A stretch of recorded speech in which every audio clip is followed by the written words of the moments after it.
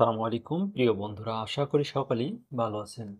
আজকে আরেকটি নতুন ভিডিও নিয়ে আসলাম যে পঞ্চম গণবিজ্ঞপ্তিতে মূলত শূন্যপদ ছিল ৯৬,০০০ প্লাস। সেখান থেকে প্রাথমিক অবস্থায় ২২,০০০কে সিলেক্ট করা হয় এবং সেখান থেকে মূলত ১৯,০০০ চূড়ান্তভাবে সুপারিশ করা হয়। এখন কেন এই ২,৫০০ বাদ গেল? ২,৫০০ কেন বাদ গেল? এ সম্পর্কে অনেকেই জানতে চেয়েছেন, অনেকেই কমেন্ট করলেন যে কেন শতকরা 100% নিয়োগ দেওয়া হইল না?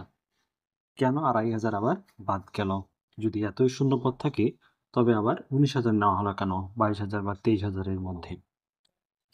পঞ্চম গণবিজ্ঞপ্তি যে কারণে বাদ পড়লেন ২,৫০০ প্রার্থী। পঞ্চম গণবিজ্ঞপ্তিতে নিয়োগের প্রাথমিক সুপারিশ পেলেও চূড়ান্ত সুপারিশ থেকে বাদ পড়েছেন প্রায় ২,৫০০ প্রার্থী। বিপুল সংখ্যক প্রার্থীর বাদ পড়া নিয়ে অনেক প্রশ্ন উঠেছে, যদিও বাদ পড়াদের অধিকাংশই প্রয়োজনীয় কাগজপত্র জমা দেননি বলে জানা গেছে। বেসরকারি শিক্ষক নিবন্ধন ও প্রত্যয়ন কর্তৃপক্ষ এনটিআরসিএ জানিয়েছে, পঞ্চম গণবিজ্ঞপ্তিতে আবেদনকৃতদের মধ্যে কাগজপত্র যাচাই শেষে ২২,০৩৩ জন প্রার্থীকে নিয়োগের প্রাথমিক সুপারিশ করা হয়েছিল। প্রাথমিক সুপারিশ পাওয়া প্রার্থীদের মধ্যে ২,৪৩৫ জন প্রার্থী কাগজপত্র জমা দেননি। এছাড়া ১২ জনের সনদ জাল পাওয়া গেছে।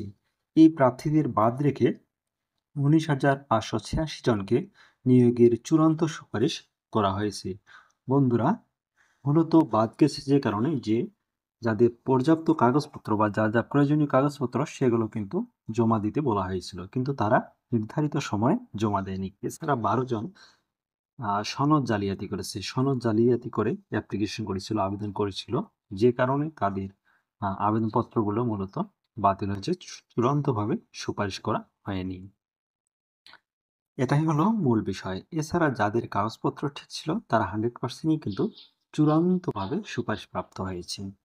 আর 18তম নিবন্ধনে কিন্তু আপনারা যারা পাশ করবেন লিখিত, তারা 100%ই কিন্তু চূড়ান্তভাবে নিয়োগপ্রাপ্ত হবেন।